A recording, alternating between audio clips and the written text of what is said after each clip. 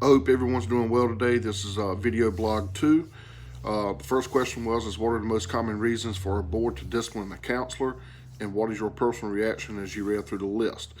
So I looked at a peer-reviewed article, which I will attach to citation at the bottom of this video. It's Trends in Ethical Complaints Leading to Professional Licensing Board Discipline.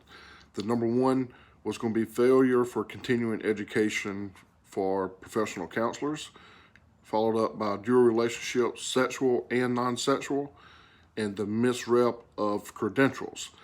This was a study that was done from 2010 and 2014, but the numbers are coming from 2014 that 49 states reported. Mississippi is the only state that did not report.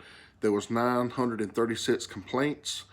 Out of those complaints for 2014, there was 142 complaints just on the failure for continuing education, which is 16.8% for those numbers of the people that reported in the states. The second question is how might self-care or lack therefore result in counselor impairment? We know as professionals, or leading up to professional counseling, that we're going to be dealing with people's worst problems. We're going to be hearing some of the worst stories that you can think of and can imagine. In order to take care of anyone else, my first rule of thumb is, and it's coming from a retired police officer, that you have to take care of yourself before you can take care of anyone else. The impairment could be that you may not perform the duties that you need to perform in the way that you need to perform them. You could get depressed. And one way to keep up with that is find a hobby that you really enjoy, that you really love. Spend time with family, friends, loved ones.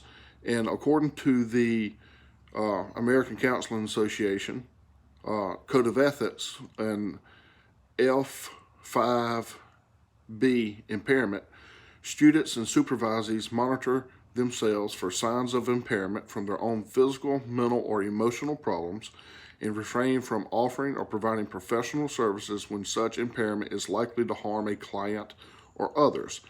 They must notify their facility and or supervisors and seek assistance for problems that reach a level of professional impairment, and if necessary, they limit, suspend, or terminate their professional responsibilities until it can be determined that they may be safely resumed to work.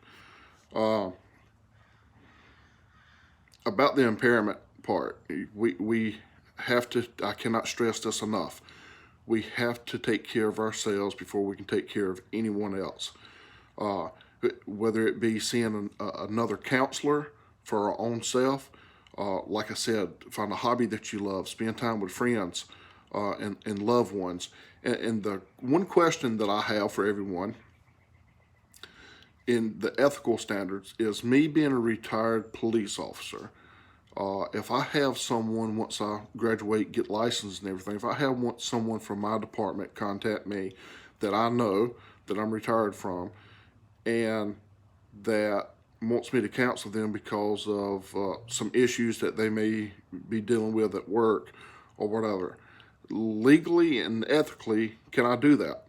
Because I'm a firm believer that I'm not saying that a counselor that's not prior first responder cannot deal with those issues, but a counselor that would be a prior first responder or a prior vet is going to understand the lingo that's coming from that.